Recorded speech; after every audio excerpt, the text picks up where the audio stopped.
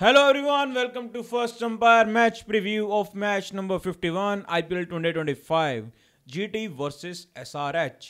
SRH जिनका अभी तक का बहुत बुरा चल रहा था सीजन एंड फाइनली एक अच्छी चीज़ हुई उनके साथ, छुट्टियां मना के आ रहे हैं। बढ़िया, उनको मिड सीजन छुट्टियां मिली हैं बहुत तगड़ी।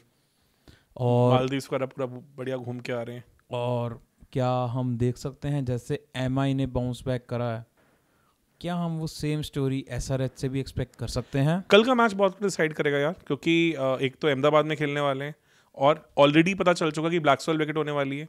तो ब्लैक सॉइल विकेट SRH के ओरिजिनल प्लान्स को उतना सूट करती ही नहीं है, क्योंकि हमने देखा जब ब्लैक सॉइल विकेट दी है वहाँ पे क्लासिकल एग्जाम्पल है SRH और GT का जो मैच अहमदाबाद से पहले जो इवन हैदराबाद में हुआ था, वहाँ पे भी HCA के डिस्प्यूट के चलते इनको ब्लैक सॉइल विकेट मिल गई थी और वहाँ फिर GT के बॉलर्स ने तबाही मचाई थी। तो इंपॉर्टेंट वही होगा पावर प्ले में पहले सिराज, क्योंकि पावर प्ले में one of the most effective bowler लगे हैं वो, और पिछली बार दोनों ओपनर्स निकाले थे। हेड को बहुत प्यारा प्लान किया था जिसमें हेड का वो जो फ्लिक शॉट फंसा था और वो इनर सर्कल में आउट हो गए थे, और उसके बाद इवन अभिषेक को भी उन्होंने फंसाया था, ऑन द अप मारने गए थे और मिड ऑन पे कैच हो गए थे। तो वो बड़ा इंटरेस्टिंग रहने वाला है। Prasidh knows how to handle black soil wicket, वो बहुत बढ़िया बॉलर रहने वाले हैं क्योंकि वो change of pace and all करते हैं। हमने देखा है कि काफ़ी सिग्निफिकेंट फर्क आता है रेड सॉइल पे, जहाँ वो पेस अप होते हैं ज़्यादा 140-45 की बॉलिंग कर रहे होते हैं, ब्लैक सॉइल पे वो बहुत प्यारे अपने इनटू द पिच कटर्स ये सब करना शुरू कर देते हैं। तो वो बहुत बढ़िया होने वाला है। पिछली बार इवन एक और अच्छा मैचअप था कि क्लासन 2024 IPL से 5 बार लेफ्ट आर्म फिंगर स्पिनर्स के अगेंस्ट आउट हुए हैं, और इनका जब दोनों का मैच हुआ था तब भी क्लासन को साई किशोर ने ही फंसाया था। उस मैच के बाद से समहाउ GT ने उतने प्यारे तरीके से साई किशोर को यूज नहीं किया है, तो वो थोड़ा देखने वाला होगा। क्योंकि पिछले मैच में भी जब मार पड़ रही थी, वैभव पागलों की तरह मार रहे थे, तब भी साई किशोर को इंट्रोड्यूस नहीं जल्दी किया। तो वो थोड़ा कॉन्फिडेंस हिला है साई किशोर को जब से निकोलस पूरन ने उनको मारा है। उसके बाद से समहाउ गिल ने उनको इतने प्यारे तरीके से यूज नहीं किया। चलो पिछले मैच में गिल नहीं थे, कैप्टनसी कर रहे थे उस टाइम पे, कैप्टनसी राशिद कर रहे थे, पर राशिद भी इंपॉर्टेंट होंगे। उनका भी ठीक ठाक सा मैचअप चलता है क्लासन के साथ, क्योंकि क्लासन 150 की स्ट्राइक रेट से खेलते हैं उनके आगे, पर 2 बार आउट भी हो चुके हैं। तो ये भी बड़ा इंटरेस्टिंग होगा। अगर बात करें इवन बटलर के पॉइंट ऑफ व्यू से, तो बटलर को अगर 2 बॉलर्स ने तंग किया है तो वो शमी और कमिंस हैं। कमिंस ने 3 बार आउट किया, शमी ने भी 3 बार आउट किया। और अगर पिछला मैच याद हो तो उसमें भी कमिंस की अंदर आने वाली बॉल पे एज लग के कीपर के पास कैच आउट हुए थे, इनसाइड एज लगा था। तो इंटरेस्टिंग चीज़ होने वाली है। साई किशोर जनरली पावर प्ले में जल्दी आउट होते नहीं है, अंडर 10 तो कभी भी आउट नहीं होते। इस IPL में वो कारनामा करके दिखाया था शमी ने, जब उनको थोड़ा सा हार्ड लेंथ पे फंसाया था और वो स्क्वायर लेग पे कैच हुए थे। तो वो चीज़ें थोड़ी देखने वाली हैं, क्योंकि वैसी सी पिच है, वैसे से ही मैचअप्स हैं। और पिछले मैच में थोड़ा सा लगा था कि शमी की फॉर्म वापस आई है, जैसे उन्होंने स्टार्टिंग में शाइक रशीद को एक अच्छी टेस्ट मैच लेंथ पे फंसाया था। तो मैच जीती है SRH, तो ऑब्वियसली वो कॉन्फिडेंस भी होगा कि CSK को उनके घर में हराया और फंसी हुई विकेट पे फंसाया। तो वैसी सी चीज़ यहाँ भी करके दिखाना चाहेंगे। एक चीज़ है, जब मिडल ओवर्स आ जाते हैं वहाँ पे सबसे ज़्यादा अच्छी इकॉनमी बैटिंग वाइज और सबसे कम विकेट्स किसी ने खोई हैं तो वो GT है, क्योंकि GT की जनरली टॉप 3 ही वहाँ पे उनको लेके चल रही होती है। तो ना उनके ज़्यादा प्लेयर्स ने, ऐसा भी नहीं है कि कुछ मतलब टॉप 3 के बाद किसी ने 50s मारी हो, कुछ किया हो, पर ना ज़्यादा विकेट छोड़ी है उनकी, और रन रेट भी वहाँ पे बहुत सी मेंटेन्ड है। और वो ही एक फेज है जहाँ पे one of the worst bowling unit SRH है। ना SRH की वहाँ पे विकेट्स आई हैं, ना वो इकॉनमी को ज़्यादा कंट्रोल कर पाए हैं। वो वन ऑफ द वर्स्ट हैं in handling those overs when it comes to bowling.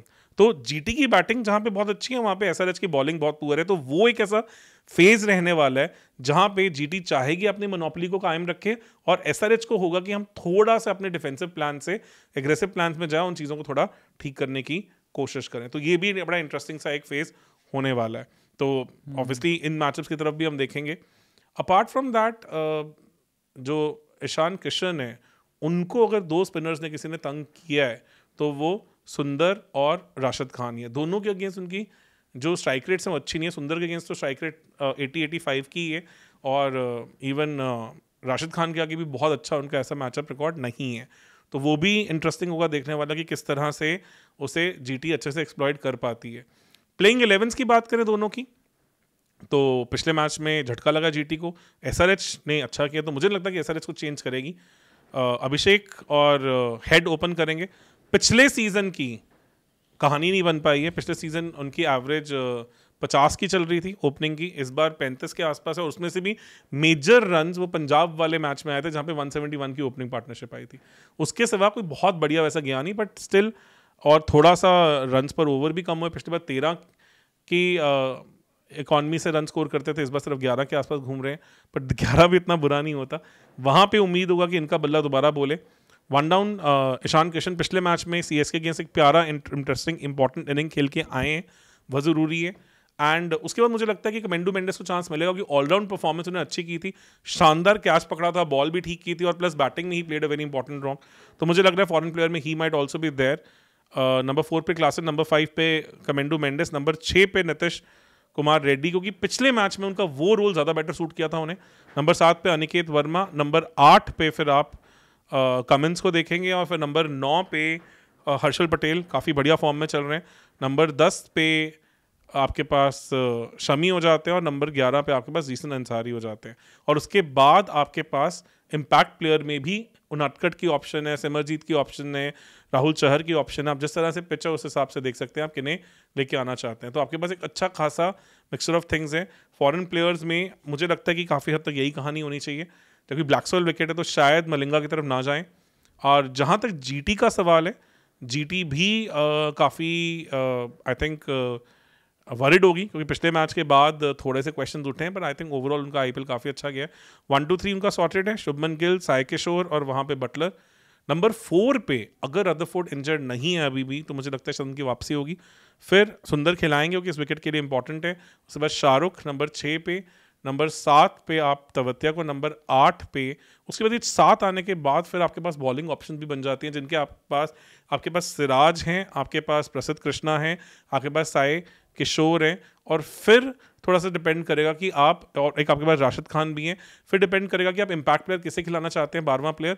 वहाँ आपके पास ऑप्शंस आ जाती हैं ईशांत शर्मा की, पिछले मैच में थोड़े ऑफ कलर लगे थे, या फिर आप अरशद खान को लेके आना चाहेंगे, ताकि आप वो लेफ्ट एंगल भी लेके आ सकें। अभी तक रबाडा को लेके कोई न्यूज़ नहीं है, जबकि जो 19 अप्रैल को टॉस के टाइम पे गिल ने कहा था कि 10 दिन में वो अवेलेबल हो जाएंगे, तो आइडली वो डेडलाइन निकल गई है, पर शायद प्रॉब्लम उनकी बड़ी है। शायद जो बात चल रही थी, क्योंकि ग्रोइन इंजरी काफ़ी साल से वो लेके चल रहे हैं, उसका शायद कुछ हो रहा है, वी नेवर नो, क्योंकि अभी तक कोई खास अपडेट आया नहीं है। अगर रदरफोर्ड अवेलेबल नहीं है तो फिर से करीम जन्नत की तरफ जाएंगे नहीं जाएंगे, उसको लेके मेरे थोड़े से डाउट्स हैं, क्योंकि पिछले मैच में कुछ ज़्यादा अच्छा इंपैक्ट डाल नहीं पाए थे। जो वैभव को एक ओवर किया था उसमें भी बहुत रन पड़े थे। तो ऑल इन ऑल काफ़ी तगड़ा मैच एक्सपेक्टेड है। ड्यू भी आने के चांसेस होंगे, क्योंकि ऑलमोस्ट 13-14 डिग्री का टेम्परेचर डिप आता है वहाँ पे। और मेरे को ये लग रहा है कि अब जीटी जो लास्ट मैच में उन्होंने एक्सपेरिमेंटेशन मोड में गए थे फॉर नो रीज़न, और इतनी जल्दी चले गए थे कि ऐसे लग रहा था कि उनको दे वर अज्यूमिंग कि एट द एंड ऑफ जो अभी बिजनेस एंड ऑफ आईपीएल है, वहाँ पे दे विल लाइक जैसे अभी तक जीत रहे थे वैसे ही आगे भी जीत जाएंगे। एंड आरआर को बहुत ज़्यादा लाइटली लिया था इन्होंने, बिल्कुल सही, इतना लाइटली ले लिया कि शायद कैंपेन डीरेल हो सकता है। शायद जैसे करुण नायर का वो सेंटनर के अगेंस्ट जो बोल्ड होना था, वहाँ से एमआई का मोमेंटम जहाँ पॉजिटिव डायरेक्शन में गया, वहीं पे डीसी का नेगेटिव गया। सेम शायद वो वैभव की नॉक जो है वो और कुछ करे ना करे, जीटी का मोमेंटम जो है वो ख़राब कर सकती है। yes, तो अगला मैच, अगले 2 मैचेस मैं बोलूँगा, बल्कि जीटी के लिए जीतना बहुत कन्विंसिंगली जीतना बहुत ज़रूरी है। नहीं तो वी माइट सी लाइक जैसे डीसी का कैंपेन हम देख रहे हैं, शायद हो सकता है हम जीटी का भी देख सकते हैं, क्योंकि अभी भी एलएसजी भी है, अभी एलएसजी भी पिक्चर में है। और शुभमन गिल की फिटनेस की कंफर्मेशन आ गई है। पिछले मैच में बैक स्पैज़म के चलते बाहर बैठे थे, अब he has confirm that he is totally fit. मुझे लगता है आपकी बात बिल्कुल सही है, शायद वो प्रिकॉशनरी मेजर भी इसलिए हुआ कि लगा नहीं कि उतना इंपॉर्टेंट होगा उनका फील्ड पे होना। आप कर सकते थे ऐसी जगह पे फील्ड कर सकते थे अपने आप को, जहाँ पे मे बी वो जो बैक स्पैज़म था वो मैनेजेबल होता, क्योंकि बैक स्पैज़म ऐसी भी नहीं इंजरी होती, क्योंकि उन्होंने मेन था उन्होंने बैट करा था लंबा, तो मे बी उसकी वजह से खिंच खुच चढ़ जाना है ना, ये नॉर्मल है।